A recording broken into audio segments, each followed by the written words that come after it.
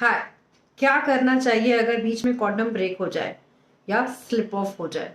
Well, सबसे पहले panic नहीं करना है। Do not panic. सेकेंडली, जैसे ही आपको रियलाइज हो कि योर कॉन्डम हैज ब्रोकन और it has slipped of, stop, withdraw and you can change. और अगर आपको लगता है कि चेंज का भी ऑप्शन नहीं है, you had already ejaculated and you were in the flow, आपको रियलाइज नहीं हुआ कि बीच में कॉन्डम ब्रेक हो गया था, then there are few steps to follow. सबसे पहले आपको अपने प्राइवेट पार्ट्स को क्लीन करना है, wash it, urinate. Similarly that goes for your partner also. आपके फीमेल पार्टनर को भी क्लीन करना है एंड शी शुड यूरिनेट।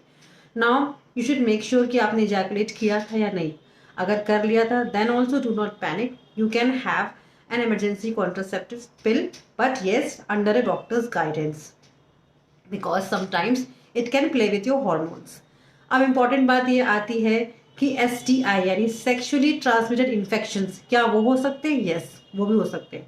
अगर आपको विद इन 2 days समझ में आए कि मुझे अपने प्राइवेट एरियाज पे रैशेस, जलन, खुजली, ब्लिस्टर्स या कुछ अनईजी डिस्कम्फर्ट महसूस हो रहा है, then yes, there are chances कि शायद गलती से आपका जो कॉन्डम ब्रेक हो गया उसकी वजह से देयर इज एन STI। उसके लिए आप डॉक्टर से मिलेंगे, you will be treated. Now the important part is कि ऐसा हुआ क्यों। तो कुछ कारण हो सकते हैं। पहला है साइज। अगर आपका कॉन्डम बार बार ब्रेक हो रहा है, that means the size is too small. और अगर आपका कॉन्डम बार बार स्लिप ऑफ हो रहा है, that means the size is too large. So आपका कॉन्डम परफेक्टली फिट होना चाहिए। दूसरा इंपॉर्टेंट पॉइंट ये है कि do not use lots of lube and oil. बहुत ज्यादा लुब्रिकेट करने के चक्कर में अगर आपने ज्यादा लुब्रिकेंट यूज कर लिया तो it weakens the latex material of your condom, जिसकी वजह से भी कॉन्डम का इफेक्टिवनेस कम हो जाती है, that slips of. So do not use lots and lots of lube. And the important thing is कि बहुत लोग डर के मारे 2 कॉन्डम यूज करते हैं। That's also a big no, क्योंकि 2 कॉन्डम यूज करने की वजह से उनके बीच में जो फ्रिक्शन होगा उससे 100% टीयर हो जाएगा।